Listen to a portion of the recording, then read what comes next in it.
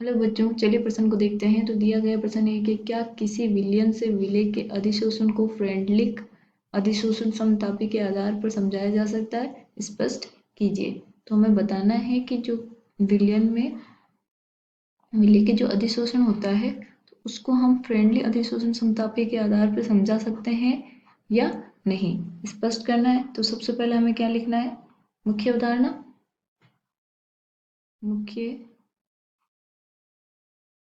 अवधारणा।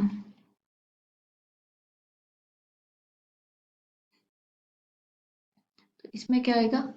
अधिशोषण समतापी,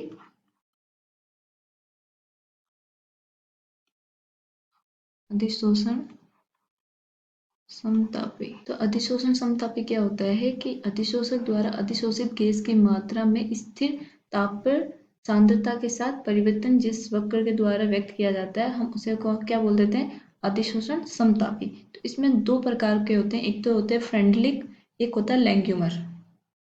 ठीक है, तो इसमें हमें क्या पूछा गया था?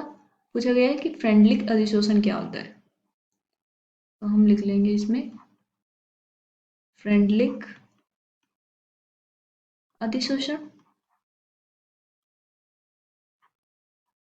हमें पूछा गया है कि जो विलयन से विलेय के जो अधिशोषण को हम फ्रेंडलिक अधिशोषण समतापी के द्वारा समझा सकते हैं। हाँ, हम समझा सकते हैं, क्योंकि उसमें क्या होता है कि जो अधिशोषक के इकाई द्रव्यमान पे अधिशोषित गैस की जो मात्रा होती है उसके और सांद्रता के बीच हमें संबंध देता है कौन? फ्रेंडलिक अधिशोषण नियम, समतापी नियम। ठीक है, तो चलिए हम देखते हैं कि फ्रेंडलिक अधिशोषण समतापी नियम है क्या। फ्रेंडलिक अधिशोषण समतापी, तो ये क्या होता है कि जो फ्रेंडलिक ने ठोस अधिशोषक के इकाई द्रव्यमान द्वारा एक निश्चित ताप पर अधिशोषित गैस की मात्रा व सांद्रता के बीच एक संबंध दिया था, उसे हम क्या बोल देते हैं? फ्रेंडलिक अधिशोषण अधिशोषण समतापी नियम। फ्रेंडलिक ने ठोस अधिशोषक के इकाई द्रव्यमान द्वारा एक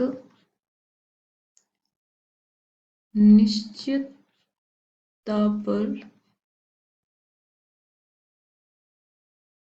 अधिशोषित गैस की मात्रा तथा सांद्रता के बीच एक संबंध दिया, उसको क्या बोलते हैं हम? फ्रेंडलिक अधिशोषण समतापी नियम। तो वो नियम क्या हो जाएगा? x/m बराबर k c की घात 1/n। तो ये क्या है हमारा? फ्रेंडलिक अधिशोषण समतापी नियम। इसमें x क्या है? अधिशोष्य का द्रव्यमान, और m क्या है? अधिशोषक का द्रव्यमान। c क्या है? साम्य पर सांद्रता। k और n क्या है हमारा? नियतांक। तो ये नियतांक क्या करते हैं? अधिशोषक व अधिशोष्य गैस की प्रकृति पर निर्भर करता है।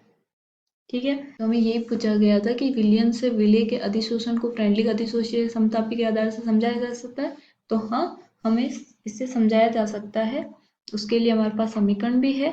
आशा करती हूँ आपको समझ में आया होगा। धन्यवाद।